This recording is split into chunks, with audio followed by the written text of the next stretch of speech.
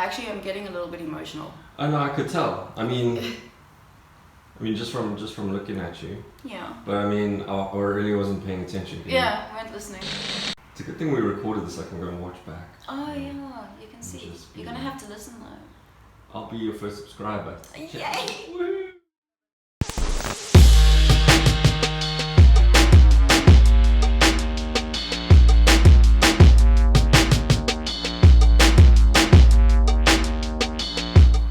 Hi guys, and welcome to The Truth Hurts with me, Tony Quinn. The Truth Hurts is a show about recovery and everything in between. I myself am a recovering addict. I have been sober from drugs and alcohol for 7.5 years now, and I have been in recovery from an eating disorder for about 2 years now. With drugs and alcohol, it's easy to say when you put everything down and give a time and a date, but with an eating disorder, it's a whole other monster. And I can't give a specific time, but it would be around 2 years now that I have been weight restored and mentally doing really well. But we'll get into that in a whole other episode, in a few other episodes, because it's something quite big to unpack. Before I begin, I would like to introduce you to Ryan White, who's behind the camera. Hello. Hey Rhino. And Julie Eccles, who is currently not in the room, but without these guys we wouldn't be able to do the show, so shout out homies. Anyway. Because this is the first episode, we thought the best way to go about it was to discuss recovery, because this is a show about recovery. So I'm going to share my recovery story and how I got to this point and what was different this time. And yeah, let's get cracking, guys. Crack. Crack. Okay, so when it comes to my recovery from drugs and alcohol, I had previously been to 3 other rehabilitation centers to try get sober, and each time I never wanted to get better, and it was no different the last time I went to rehab. I kind of went just to appease my family and just to keep the peace, and my goal was to go in there, serve my time, come out, make everyone see I was doing really well, get my own job, and move into my own place and immediately relapse again. That was my ideal life. I did not go in wanting to recover. And my dad took me to this last rehab. It was actually the first time he'd ever taken me to a rehab and actively been involved in that process. And it was a different rehab to the ones I'd been to previously. So I didn't really know what I was getting myself into. And I thought, like the last ones, I could manipulate the whole situation, and I really couldn't. So I kind of got thrown into this rehab thinking, okay, I'll get through like all the others. And it was completely different because all the counselors were drug addicts themselves or had known drug addicts really, really closely. So they say you can't bullshit a bullshitter, and like for real guys, you fucking can't. You like try bullshit a drug addict who's in recovery, okay? Just try. It's very difficult. I tried hard. So I went into rehab and I never had a spiritual awakening like a lot of people do have. They do have these big moments that make them want to get well. I never had that. I still haven't had that.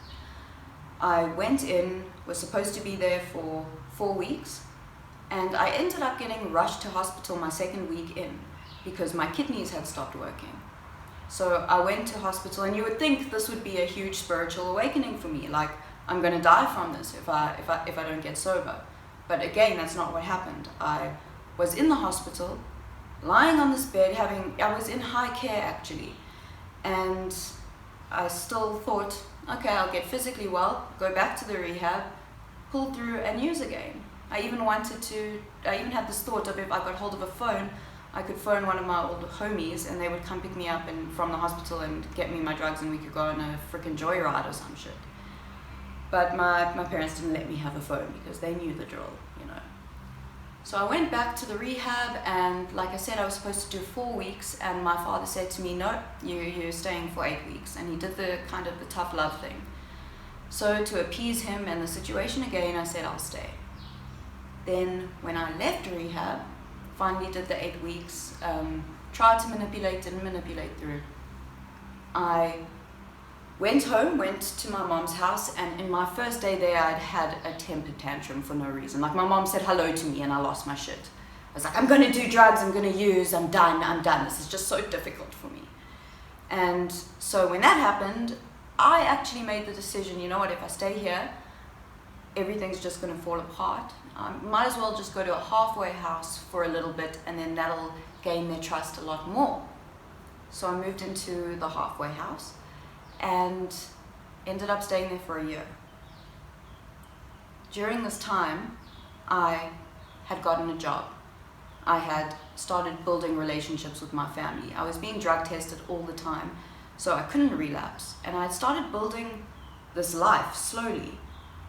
And I had started going to NA meetings, I had done the 12 steps, I had done everything, which we'll also get into in other episodes. But somewhere along the line, I had built up too much to lose. So I had built this amazing life for myself, or slowly started making friends, started realizing what I liked, what I didn't like again.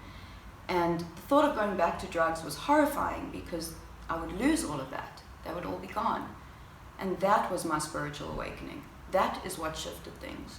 And it's still where I am today.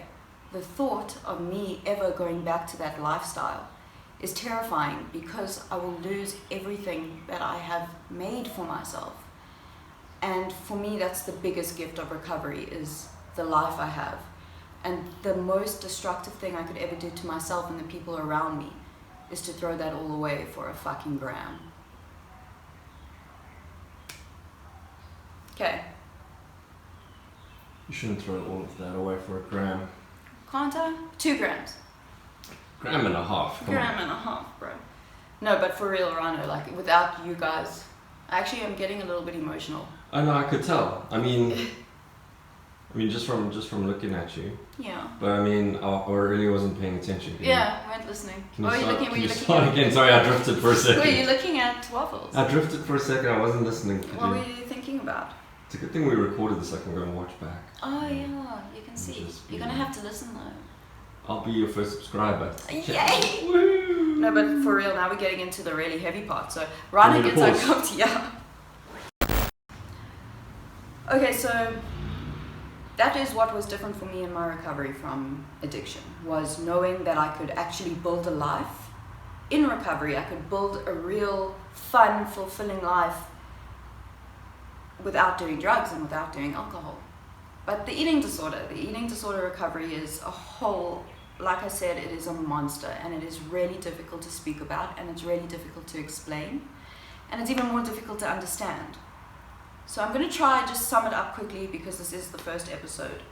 But I have had an eating disorder since I was 15, 16, and I went between anorexia and bulimia until the age of 32. I'm 34 now. And I never thought in my life ever believed that I would be fully recovered or even remotely recovered from the anorexia or from the bulimia or anything like that. I never believed my thinking would shift. I didn't. And I had been to institutions since the age of 15 and 16. I had been to therapy. I had been in and out of institutions for all of this. And I never got well. And look, at some points I really did want to get well. It's not pleasant living with this constant anxiety in the back of your head telling you you are worthless and you are fat and you're never ever going to amount to anything. It is so draining and it is so exhausting. And no one wants that. No one wants that. The disease makes you think you can't live without that. That's the difference. When I put down the drugs and alcohol, the eating disorder I had when I was a teenager and in my early 20s came back tenfold because I didn't have the drugs to distract me anymore. I didn't have the alcohol to distract me anymore. So in my recovery from the drugs and alcohol, my eating disorder became the worst it's ever been before, ever.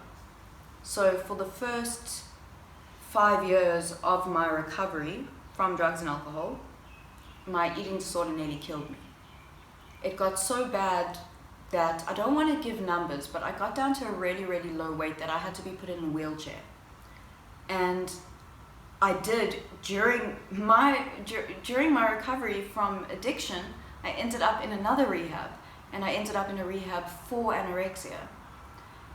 And I came out of there thinking, it's just never going to change, I'm never going to get well.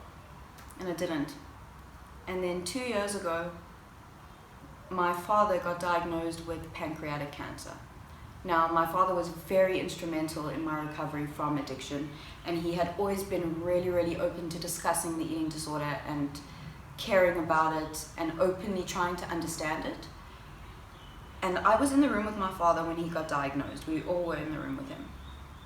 And he kind of sunk into his seat and he just looked at me, and I walked out of the room. I couldn't look at him like that. And he found me afterwards. And the first thing he said to me after being told he has terminal cancer, the first thing he said was, "Tony, please promise me, please promise me that you are going to get well and this is not what's going to kill you." And I promised him, and I promised him that day. And that was the first time I realized that I was actually killing myself by my own hand, and that my mental illness was sabotaging my entire life, that saying goodbye to my father and looking after my father would become impossible if I didn't get well. So I started to. I sent a message to everyone in my life and I said to them, "Guys, I am going to start trying to get well from my eating. Please do not mention if I start gaining weight. Please do not mention if I'm eating in public. Don't make a big deal out of it. Trying to normalize it. Don't tell me I look healthy. Don't tell me I'm looking more beautiful if I do start to gain weight," because for someone with an eating disorder, those are trigger words. Someone will say to me, "You're looking so healthy, you're looking beautiful." To me, the eating disorder will say to me, "Yeah, that means you're fat, that means you're a failure." They're noticing that you are eating again, they're noticing that you're gaining weight again. Shit, you better prove something to them. Next time you see them, you better fucking have lost weight. That's how it talks in your head. So I sent that kind of message out to people close to me, people at work, my family, just to make sure they understood to try not say those kind of things to me and just let this happen. But obviously I can't control people who I don't know, people who I'm kind of familiar with. And when they did say those things to me, I just had to sit with it. I had no other choice. Someone could say it to me, I would kind of walk away, have my little moment, cry, and just process it and let myself process it. And when the thoughts came of, "No, don't eat that," or "If you do eat that, go throw it up, like just go take care of it," I couldn't. I had to sit with it because I needed to survive for my father, I needed to survive for my friends, and I needed to say fuck you to mental illness and my addictions for the first time in 34 years. And I have to this day done it. So we'll get into that, we'll unpack it, but with drugs and alcohol, the change came slowly. With eating disorder, the change took forever and it's still happening. But when you realize that the people you love are hurting so much because of what you are doing to yourself, that when they are told they are going to die, they are more concerned about you than their own well-being, it's a bit of a fucking wake-up call. That was rough, guys. That was rough, but that's recovery. And the truth fucking hurts.